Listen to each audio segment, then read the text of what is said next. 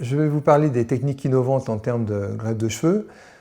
Pour ma part, ça fait 30 ans que je m'occupe de chirurgie capillaire. J'ai même créé, il y a 25 ans, le diplôme d'université à la Pitié-Salpêtrière sur le cuir chevelu. Et j'ai vu un peu l'évolution de toutes ces techniques.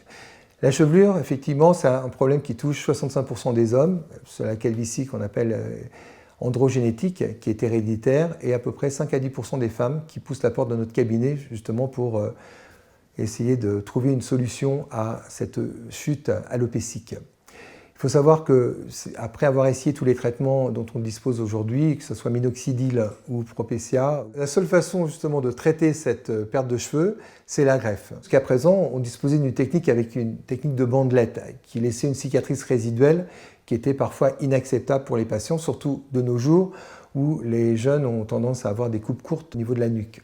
La base, c'est de prendre des cheveux appartenant au patient lui-même. On ne peut pas transférer les cheveux de quelqu'un d'autre ou les cheveux synthétiques n'ont pas du tout donné les résultats escomptés. Nous avons donc élaboré et mis au point des techniques microscopiques pour arriver maintenant à ce qu'on appelle la greffe unifolliculaire. Qu'est-ce que l'unité folliculaire? C'est un groupement de cheveux qui sort par le même trou de la peau. Le principe va être avec des instruments, des microponches très très fins, de 0,8 ou 0,9 mm, d'aller les prélever dans la région justement qui est prédestinée pour ne jamais tomber, c'est-à-dire située entre les deux oreilles, la région occipitale. Et une fois ces cheveux prélevés, nous allons les repositionner au niveau de la zone receveuse, là où les cheveux sont manquants.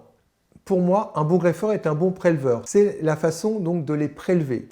Il ne faut pas traumatiser le bulbe. Le bulbe, c'est l'essence même de la renaissance du cheveu. Une grande innovation, c'est la technique d'automatisation à l'aide d'un système de rotation-aspiration. Cette technique va permettre d'être atraumatique pour le bulbe et par la vitesse occasionnée, on va pouvoir prélever beaucoup de cheveux en un minimum de temps. Au cours d'une intervention, nous prélevons en moyenne 2000 unités folliculaires en l'espace de 2 heures, 2 heures et demie, ce qui permet de réduire le temps de l'intervention.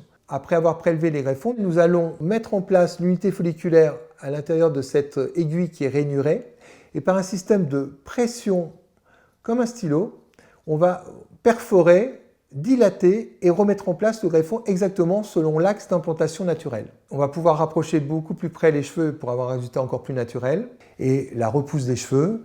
Donc des cheveux qui ont été rasés au bout de 15 jours, il faut savoir que les cheveux repoussent environ d'1 centimètre tous les 15 jours, on ne voit plus rien, surtout au niveau de la zone donneuse. En ce qui concerne donc la zone greffée, les cheveux qu'on vient d'apporter, raisonnablement, il faut entre 4 et 5 mois pour voir les débuts de la repousse. Au bout de 6 mois, on est vraiment très content. Le gros avantage, c'est maintenant de ne plus avoir, même au niveau de la zone donneuse, de cicatrices, et la chevelure est vraiment définitive. Les cheveux implantés ne retomberont jamais.